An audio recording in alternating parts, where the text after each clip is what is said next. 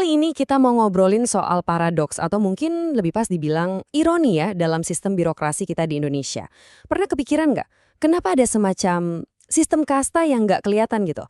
Jadi mereka yang jadi tulang punggung negara, kayak guru, tenaga kesehatan, nasibnya kok sering banget beda jauh sama mereka yang bisa dibilang hiasan dinding. Nah, untuk mulai, coba deh kita resapi pertanyaan yang nusuk banget ini. Ini negara atau kerajaan Majapahit? Wah, dalam ya.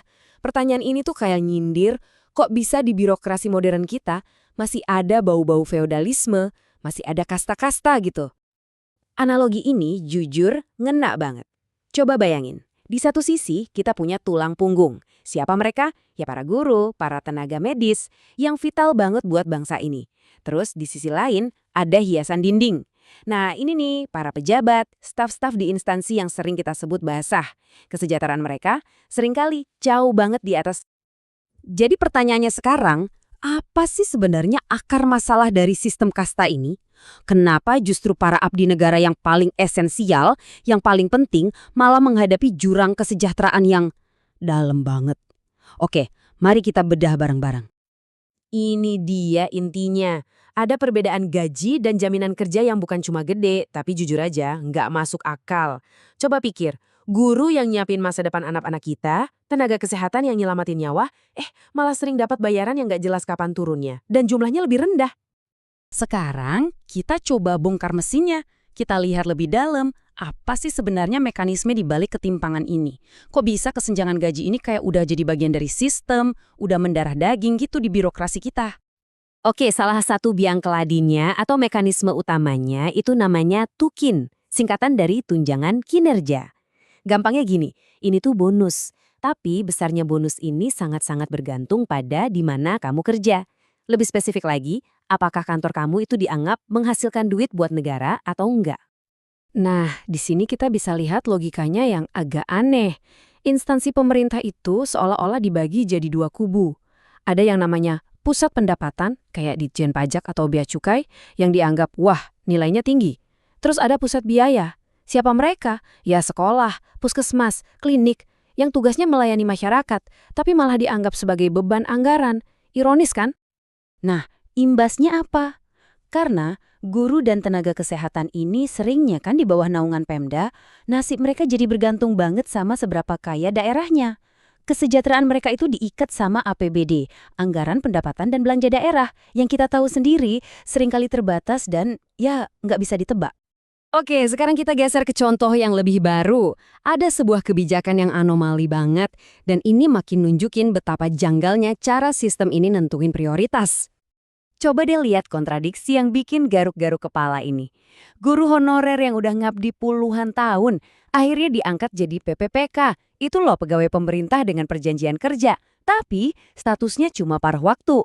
Anehnya, di sisi lain, ada rekrutmen stas baru buat program makan siang gratis, mereka malah langsung ditawarin status PPPK penuh waktu. Gimana coba? Ada seorang analis yang kasih kesimpulan tajam banget soal ini. Katanya, kemauan politik kita itu basisnya proyek, bukan nilai. Masuk akal kan? Artinya, apa yang lagi ngetren, apa yang lagi jadi sorotan media, ya itulah yang bakal jadi prioritas utama. Jadi, gampangnya gini, proyek-proyek baru yang kelihatan keren dan heboh itu pasti dapat jaminan dana dari pusat, aman. Sementara itu, pilar-pilar penting masyarakat yang udah ada dari dulu, guru, nakes, itu dianggap kayak stok lama yang nggak butuh perhatian khusus. Mereka dibiarin aja berjuang sendiri dengan anggaran daerah yang pas-pasan. Oke, kita udah lihat masalahnya, kita udah bongkar akarnya. Sekarang pertanyaannya, terus solusinya apa dong?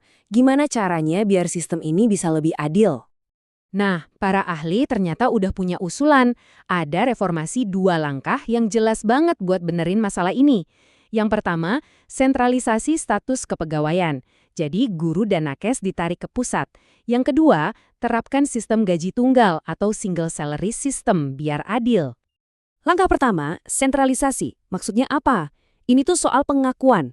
Pengakuan bahwa seorang guru di desa terpencil itu sama pentingnya secara nasional dengan guru yang ngajar di ibu kota.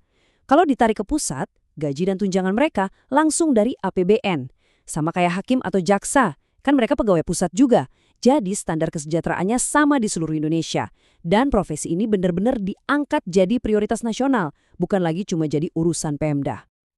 Terus langkah kedua, sistem gaji tunggal. Nah, ini bakal ngubah total cara kita ngasih nilai ke sebuah pekerjaan. Sistem ini bakal ngapus tukin yang aneh tadi, yang basisnya instansi basah atau kering. Gantinya, evaluasi yang lebih adil, yang didasarkan pada bobot pekerjaan, risikonya, tanggung jawabnya. Jadi tugas mulia kayak mencerdaskan bangsa atau menyelamatkan nyawa, itu bisa dihargai setara atau bahkan, ya kenapa enggak, lebih tinggi dari sekedar ngurusin duit negara. Kutipan ini benar-benar ngingetin kita semua soal tujuan negara ini didirikan. Coba buka lagi deh konstitusi kita. Tujuannya itu mencerdaskan kehidupan bangsa kan, bukan memperkaya pejabat strukturalnya. Jelas banget. Dan yang ini, wah, bener-bener jadi tamparan. Perut kenyang tapi otak kosong tidak akan memajukan bangsa. Ini ngingetin kita soal bahayanya kalau kita salah prioritas. Kalau kita lebih mentingin program-program jangka pendek daripada investasi jangka panjang ke sumber daya manusia, ya itu resep buat jalan di tempat atau malah mundur. Pada akhirnya, semua pembahasan ini mengerucut ke satu pertanyaan fundamental. Pertanyaan buat kita semua sebagai sebuah bangsa. Jadi, guru dan tenaga kesehatan ini mau kita anggap sebagai apa? Sebagai aset strategis yang harganya tak ternilai?